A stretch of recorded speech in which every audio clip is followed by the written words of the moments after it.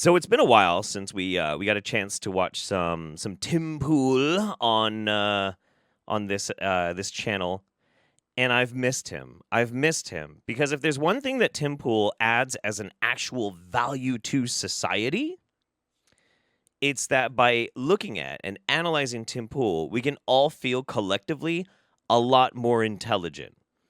On the flip side, it can also lead to an astounding amount of depression because somebody this self-absorbed and this fucking stupid is this fucking rich. But then again, this is the culture that we live in. We celebrate stupidity, and that's, just is what it is. Anyway, this is markets are collapsing. The Great Reset is coming. I'm sure it's going to be very measured and very sane. Let's see. Everything is taking a major hit, and crypto took a bad hit, and it's been getting beaten up pretty bad. Even Bitcoin's getting beaten up, but this is the market. Even Bitcoin, all crypto tends to rise and fall in the big crashing waves, and that's just how it is. Yeah, and I honestly couldn't give that much of a shit. Really, honestly, not. Only thing I care about crypto is people that fell into scams and lost a lot of their money. I have a lot of sympathy for that. But it's gambling, dude. It's gambling, and sometimes you win, and very often you lose. This is the ship sinking. You look at the graph of inflation. I mean, it's 8.2, it's 8.4, it's 8.6, worse than it's ever been since World War II. Consumer prices are skyrocketing. True. Yo, I hope you guys are ready for August. But you know what? I'll say this: while the regular people are suffering under this, big, massive financial institutions are getting free cash from the Federal Reserve, and to the tune of how much, we don't even know. Trillions of dollars. Probably. It's off the books. Off the books. They're buying up property. Some of these big firms, they're buying houses for people. They're offering 30% premiums because the money doesn't matter. The number amount doesn't matter. What matters is they get the land from you. Dude, this is what Well, and honestly, I'm gonna kind of agree with Tim Pool here, although he's going a bit further in the conspiratorial mindset of this. I will say that every president since Clinton, maybe a little bit Reagan too, but since Clinton has overwhelmingly been sucking the dick and courting the love of corporate America and unabashedly fucking bought and purchased by these corporations. And if we're really going to start talking about the rise of hedge funds and other special interest corporate groups buying up land and being allowed to do it, that became a fever pitch under, what was his name? Trump. Now, is Biden doing anything to stop it? No. Are current Republicans willing to vote against some of this stuff? No, absolutely not. Nobody in our federal government seems to give that much of a shit about trying to address these issues. All of their solutions are terrible solutions that aren't going to actually help inflation. has been bothering me. If my crypto value goes down 100 or 90%, but they get all the funny money from the Federal Reserve, they can just buy it up with funny money. Bro, I've been saying this. It's unconscionable. I don't think these. Sorry to interrupt you. No. I was saying this a month or so ago. Probably not as eloquently as I could have, because I'm not like a crypto expert. But I want to point out to people that the federal centralized banking system that allows them to effectively expand the money supply on a whim, they can just buy crypto from people. They can buy as much as they want and control the market. Yeah, they can. Wait. Hang on a second. The crypto. Oh God, Jesus Christ. Aside from El Salvador, no government, as far as I know, is dealing in crypto. I don't think that's a thing. I feel like these are a bunch of dudes who like arrogantly invested in crypto, and now they just want to blame government, and they have this idea that like corporations are going to get money from the Federal Reserve, and that's why there's inflation, which that is not why there is inflation, so that they can buy their cheap crypto. What? What the fuck? Can engineer, because they're behind the exchanges. A lot of the crypto exchanges are actually not working on behalf of the customers because they have all the data that can kind of predict what is going to happen. Okay, first of all, that's not true, because a lot of those crypto exchanges, they end up like eating shit constantly. Coinbase is arguably one of the biggest ones, and they're eating shit right now. That makes no fucking sense at all. And as far as like, wait, are you telling me these businesses that deal in effectively gambling don't care about the customer? No shit. What? What? Are you kidding me? What's going on in El Salvador? El Salvador based their fucking economy on Bitcoin. Like they changed that to that's the leverage, that's the basis of their money. And they are in trouble now. I mean, money's not real, but if you're still playing by the rules of money is real, which we kind of have to, unfortunately, yeah, they're fucked, dude. They know where all the leverage points are, so Yeah, they're betting against customers. yeah. But I don't want to get wrapped up too much in the crypto stuff. The point is, Good. the entirety Please of the don't. market. Like right now, the market's dropping. Ultra wealthy people are like, oh, fantastic. Because here's how it goes. It goes this way every time. You go back throughout history. Market drops. Poor people panic. They sell as much as they can because they got to buy bread. Rich people who don't have to worry about it buy up all this property and assets for pennies. I don't know about you guys, but when wait, I don't know about you guys. Maybe chat. Maybe we don't. I'm just curious. So I've fallen on hard times and had to sell stuff before. Sure, of course.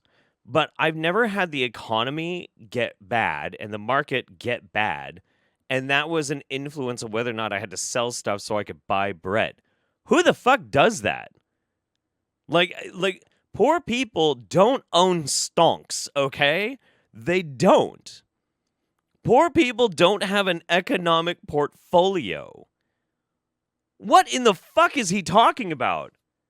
What in the shit is he actually fucking talking about? Is he so out of touch he's thinking like, Jim Bob and Mary Sue in rural ass West Virginia, they're picking up the Wall Street Journal in the morning being like, oh dang it.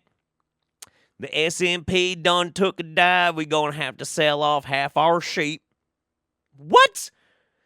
The fucking shit-eating Christ are you talking about? What? Pennies in the dollar. Then the market goes back up and they own it all. Yeah, And then same they pattern. sell it when it's on top. That's another. Yeah, well, you know who? That's pump and dump schemes. You know who does pump and dump schemes? Elon Musk. Somebody these fucking dorks love. If you're a banker, if you're working at the Federal Reserve, you're able to predict when assets are going to be at their highest and their lowest. Why wouldn't they take advantage of that? It's natural that they would. So this is not capitalism. This is feudalism 2.0. No, this is how capitalism works. Unchecked capitalism. This is what it actually is.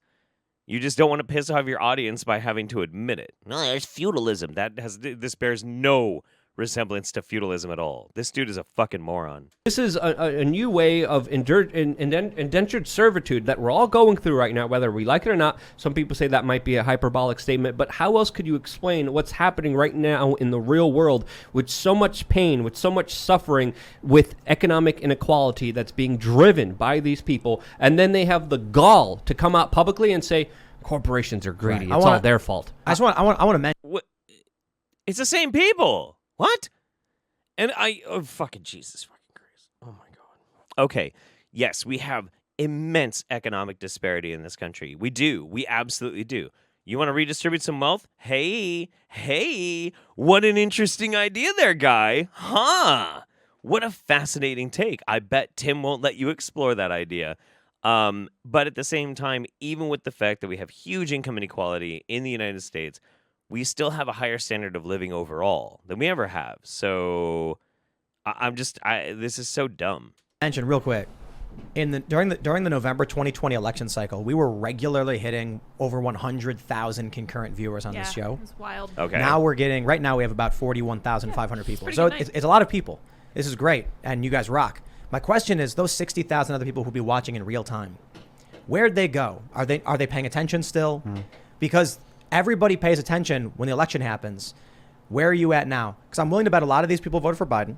Not every person who watches. Most of them probably voted for Trump, to be honest. But I've seen What the fuck is he talking about? so many people who have told me, one, they vote for Biden, and two, they did watch at some point during the election. And I'm just like, how does it happen? Like, how do you watch our show? And there were, a lot of moderate people watch. Well, no, I just remember. He just wants to conflate this as like this is a Biden thing. The problem is like Democrats and shit, and it really has nothing to do with that. Like, and it's I don't know if Tim Pool is actually actively aware that the right-left paradigm is artificially created and perpetuated by politicians and their corporate overlords in order to make sure we don't pay attention to class inequality. I don't know if he actually knows that. I'd like to think that Tim isn't that much of a fucking moron and he's been around long enough. But then that would also mean that he maliciously lies to his audience in order to further perpetuate. So, I don't know. Is he just an idiot or is he an evil fucking motherfucker? Take your pick. Remember this under Obama when I was very, pro-Obama when Obama. he was first elected. And first of all, I love that the show keeps me grounded on both the left and the right, because hearing you, Luke, talk about the corporations, I was like, got it. I'm pro-gun, so I can use it to kill the rich. That's not true. That's not true. I'm kidding. What the fuck? No, I think that I remember everyone voted for Obama, and they were like, change, hope, we're set, everything is great. And then they just stopped holding him accountable. And then he just got kind of more. Stonk is just a joke word for stocks. That's all. Yeah. You never figured out Obama's last name? Oh, Obama's last name was Kennedy. Now you know. Now your eyes are awake. Or centrist, more centrist, more centrist. The Obamacare wasn't at all. There was nothing like universal health care about it. It wasn't socialized medicine. Yeah, it is. It was, there was some good stuff, but it was a lot of like corporate. And I think people just they treat elections like sports, and they're excited and they're gossipy and they're watching shows like this because they feel like they're a part of something where they can actually make a difference, because one day they go in and their voice is heard and blah blah blah, and then they just leave because it's not fun, and they don't want to hold people accountable, because that's where it gets hard. That was the 2008 election was the prime example of Nobody ever gets held accountable. When it comes down to the people who are actually in charge, nobody ever gets held accountable. Even when you finally get some huge billionaire that gets a little bit of in trouble for like insider trading or the housing bubble or everything that they suffer from is a slap on the goddamn wrist, and usually because they were chosen to be sacrificed to save the rest of them. It's so stupid. Of reality TV meets political elections. I know exactly what you're talking about. People had this fervent exuberance for hope and change. They voted for Obama. Obama got in, and then they wanted him to do it. But the president cannot do anything. Their job is to make sure it doesn't go crazy. Yeah. They veto stuff, and if we had posed a revolution against the financial markets and taken control of our monetary supply, Obama would have let it happen. Yeah. He wasn't a president that would have stopped us, but he couldn't do anything on his own. Yeah. They know where he lives. Well, and I think we were talking about this before we went on air. Maybe we were talking about this earlier, Tim, where weird. it's like the people who voted for Biden should be. Oh no, I was talking about this with Taylor. The people who voted for Biden should be the most tuned in, should be the most outraged, should be the most wanting to hold him accountable, because they're like, this is our guy, this is our fault. We need to keep him in line. It's making a very strange straw man of Biden voters. I legitimately believe most Biden voters voted for Biden because Trump fucking sucked. He was bad. He's a bad president. I still don't think Trump was the worst president we've ever had. I really don't. But that's because I lived some of my adult life through the Bush years and 9/11, and so I have some very strong feelings about that. But no, it's because Trump was a piece of shit. And then after he was voted out and before he had to leave, he literally did a treason. So I mean, fucking Jesus Christ, dude.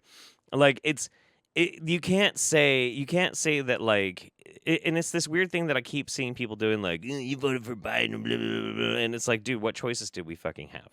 What choices do we fucking have? They wouldn't let us have Bernie, so it is what it is.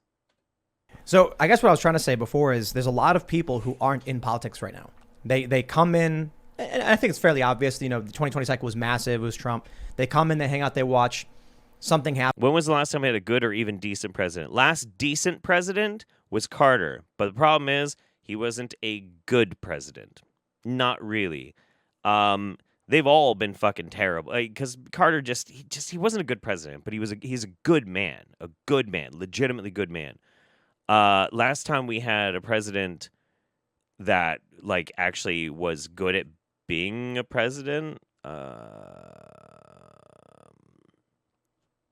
Roosevelt? I don't know.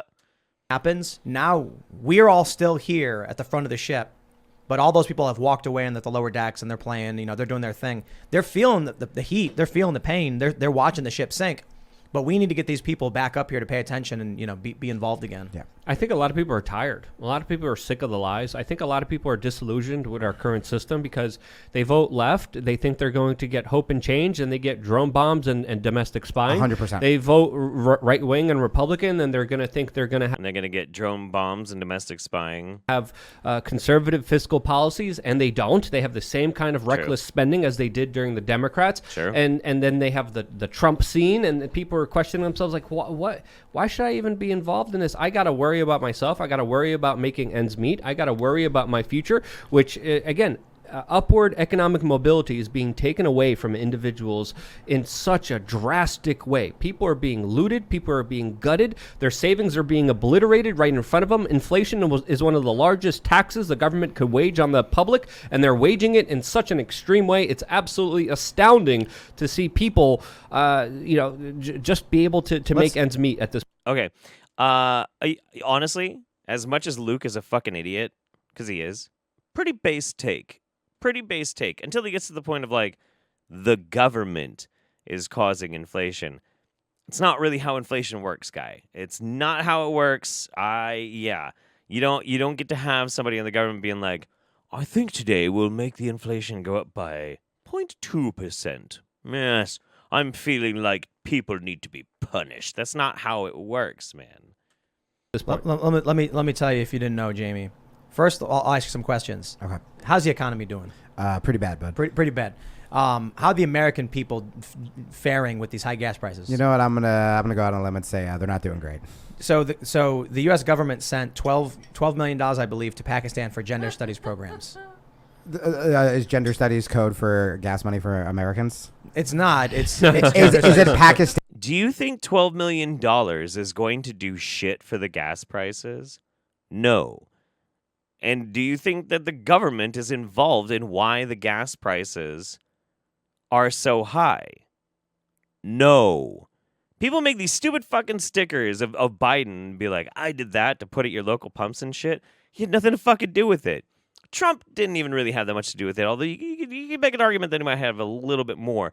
But it's very simple. It's very simple. The last time the cost per barrel was as high as it is today, gas did not raise over $3.85 at the pump. So why is it almost $2 more right now? Gas companies. We are being price gouged by gas companies. That's where it's coming from. Now, there was a bill to try and prevent gas companies from being able to do that. And do you know who voted against it? Every single fucking Republican. Every single one. And Joe Manchin. Because he's a fucking Republican. He's a piece of shit. That's just how it is. And the thing is, too, Canada is almost double the price of gas than us. And over in Europe, it can often be even worse than that. So in the grand scheme of things, we're actually doing pretty good. But this is all going to be politicized to try and be like, fuck Biden, and we're against the Democrats and the current leadership. Stanny for just kidding. But here's the reason.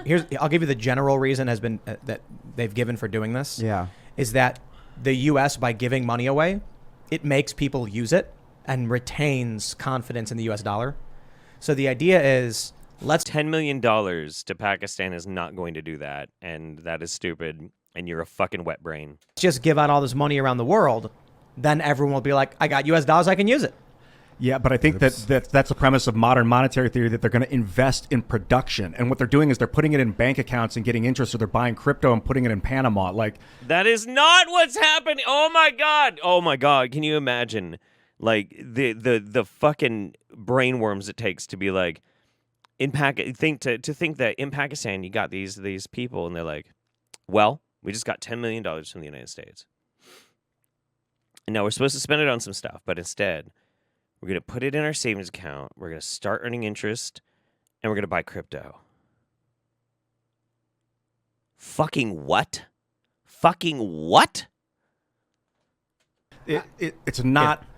It's an aberration of what's supposed to happen. I don't think it's that simple, Tim. I think it's the U.S. government buying political favors and saying, hey, we want this national resource. We want this corporation that we're tied in to have access to this natural, this product that you have here. And I think this is why we send speedboats to Sri Lanka. Sri Lanka, by the way, if you look at what's happening there socially and politically, it should be a warning for the rest of the world right now. You have people... I don't know shit about Sri Lanka, but I can tell you right now, the reason why we have so much invested in Pakistan is very, very simple. Strategic location. Simple. That's it. That's why we have nukes there. Pakistan has fucking nukes. Our nukes. We have bases with nukes in Pakistan. We kind of have to pay rent on that, you know? It's their fucking country. Yeah, Biden is raising the gas prices in Canada in order to weaken it before the annexation. Yeah.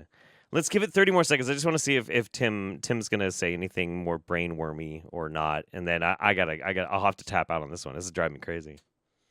Rioting, you have people angry, you have people going hungry, and I think that's going to be happening in a lot of other places around the world. Maybe not in the United States anytime soon, but I think definitely there's going to be a lot of economic instability in Africa and the Middle East coming very soon. That's going to disrupt a lot of normal life flow for everyone because it's also going to spur on a migration crisis as well. Well, I wanted to go back to what you were talking about, Luke, about why regular people have stopped paying attention. And I was thinking about it. I wonder if it's because we have become such a reality TV show world when it comes to how we digest our politics, that going after a Trump tweet because Trump tweeted something mean is easy. Examining why, I would like to think I'm fairly informed, and I had to ask all of you guys, well, what would we do for gas prices, right? Like, those are complicated issues. I mean, in fact, it's one of the reasons Trump won, right? He could actually appeal to everybody. You asked... No, he could appeal to the reality TV consuming fucking audience. How in the world can you be so brain dead that in almost the same breath, but within 15 seconds, you can start a premise and then contradict it so fucking completely? I don't fucking understand. And also this concept that he's like, well, I had to ask you guys about what we can do about the gas prices. Well, buddy, you're fucked.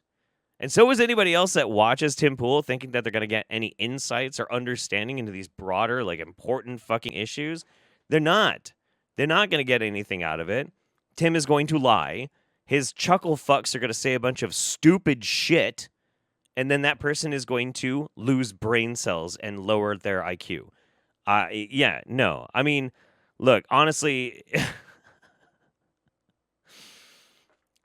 the human species would be better off collectively and smarter if Tim Pool ceased making videos. I'm going to leave it at that. And I'm tapping out. Fuck this.